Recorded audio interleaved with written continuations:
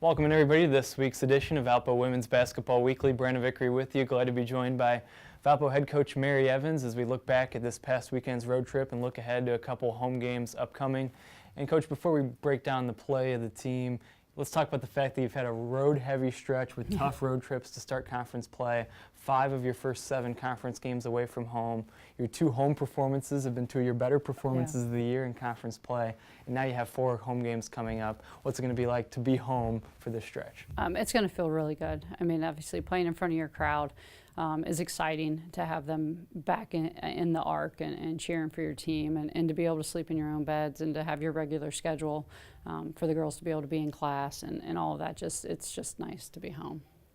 Let's talk about the team first offensively and defensively. On the offensive end, I know you've talked about the progression of the team and running your offense. Just what have you seen from that standpoint? Yeah, I thought this weekend offensively we saw some really good things. I think for both teams, it took us a little bit longer against SIU to get started, but I thought once we kind of settled in, we did a nice job running our offense. We understood how they were switching, and we found matchups, and I thought we figured out who could drive the basketball and what matchups we liked, and they did a good job of recognizing that from the second quarter on.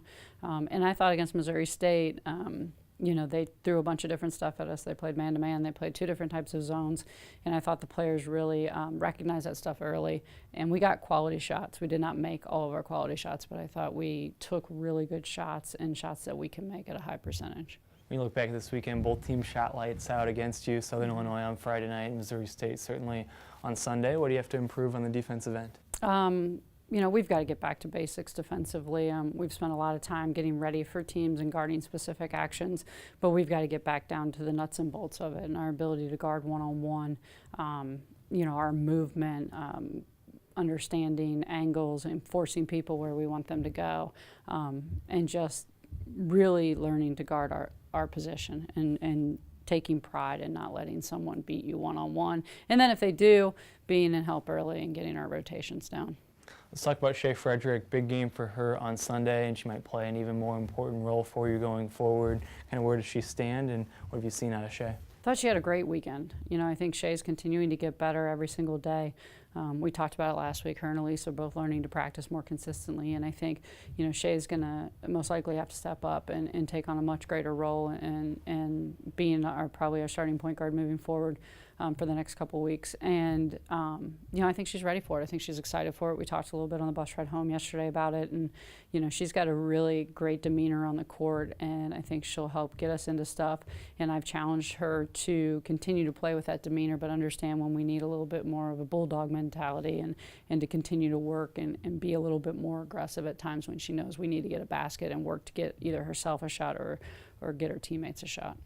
Edison Stoller had big third quarters in both games. She had a career night on Friday, and we've talked about your team's ability to set up Addie. What do you need out of your team in order to allow Edison to get to the basket? You know, I think continuing to work together to create space. I thought we did a good job of that on Friday night, and I thought we struggled a little bit in the first half, creating space not only for her but for Ella and for Meredith in the first half. And I thought we did a better job of getting her the ball in positions in the second half against Missouri State to be able to get to the rim. And I was really excited to see her catch and shoot the 3 a couple times without thinking about it. Against Missouri State, she went 1 for 2, and both of them were just catch. And she let the thing go, and she's got to add that to her game. But Addison's potential is out of this world. Like, she could be so good, and she just has to continue to gain confidence and understanding of our offense and get comfortable being back on the floor. She's been out for so long. I think she's starting to settle in and understand where she can get her baskets, and she's a very unselfish kid, and she's got to get a little bit more selfish. Talk about teams that are improved from a year ago, and you've got 2 of them coming into the arc this weekend. Bradley lost only 1 non-conference game this year, and that was to Purdue. And then Illinois State, some key newcomers, incredibly improved. What do you expect from these 2 teams? It's going to be a battle. I don't think there's a game remaining on our schedule that's not going to be a battle. They're both very good defensive teams.